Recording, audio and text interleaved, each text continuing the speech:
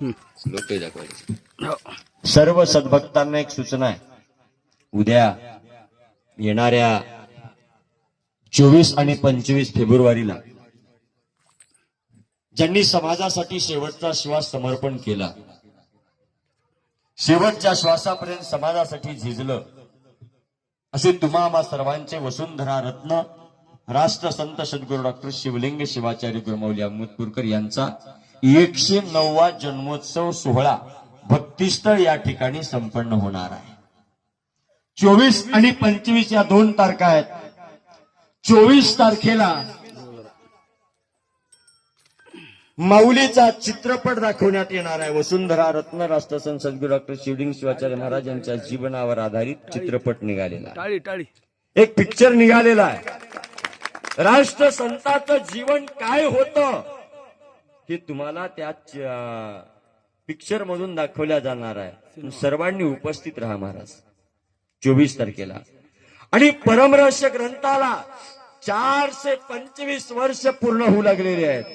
आणि 24 तारखेला हजारो सद्भक्तांच्या उपस्थितीमध्ये 1 दिवसाचं परमरहस्य ग्रंथाचं पारायण भक्तिस्थळ या ठिकाणी संपन्न होणार आहे.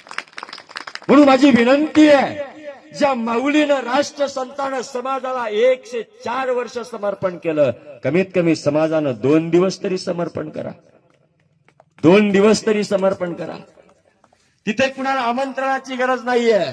माऊलीचं ठिकाण म्हणजे प्रत्येकाचं माहेरघर आहे. माऊली ही प्रत्येकाची आई आहे. आणि लेकरानं आई जवळ जाण्यासाठी लेकराला आमंत्रणाची गरज नाही. त्याच्यामुळे माझी विनंती आहे, 24 आणि 25 24 तारखेला परमरहस्याचं पारायण आहे. संध्याकाळी माऊलीचा चित्रपट दाखवण्यात येणार आहे. पुन्हा संध्याकाळी कीर्तन होणार आहे. दिवशी सकाळी माऊलीचा जन्मोत्सव साजरा होणार आहे.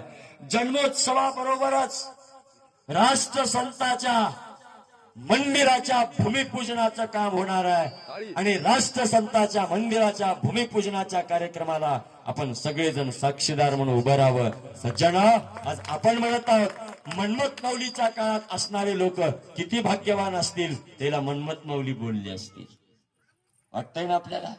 मग या पुढची पिढी सुद्धा अशीच म्हणणार आहे, त्या राष्ट्रसंताच्या काळात जे आमचे पूर्वज होते किती भाग्यवान असतील, त्याला ह्याच्यासोबत राहायला मिळालं. आपलं काहीतरी भाग्य आहे. आपण राष्ट्रसंतांसोबत, राष्ट्रसंताला ऐकलेले लोक आहोत, बघितलेले लोक आहोत, स्पर्श केलेले लोक आहोत, बोललेले लोक आहोत, राष्ट्रसंताच्या चरणावर लोटांगण घातलेले लोक आहोत महाराज. म्हणून आपण भाग्यवान आहोत. राष्ट्रसंताच्या मंदिराचं भूमिपूजन, सकाळी कीर्तन होणार आहे, मूळ समाधीचं दर्शन होणार आहे.